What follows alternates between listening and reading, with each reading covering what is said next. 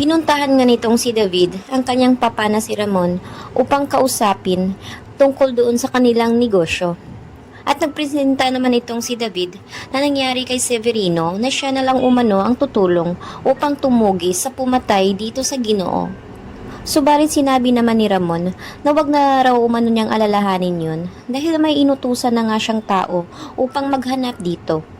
Subalit ay ang kinagugulat nga nitong si David ay sinabi nga ni Ramon na ipaghihiganti nga niya itong si Severino at hindi siya hihinto hanggat hindi nga niya mahanap ang sinasabi nga ni Severino na si David. Kaya kinabahan na nga ngayon ang binata dahil alam niyang hindi nga ito magdadalawang isip si Ramon na tapusin siya dahil wala naman itong pakialam kahit na sino ito basta't pinaglaluararuan nga itong si Ramon ay gagawin nga ni Ramon ang kanyang lahat ng makakaya upang makapaghiganti at wala siyang pakialam kung sino ito.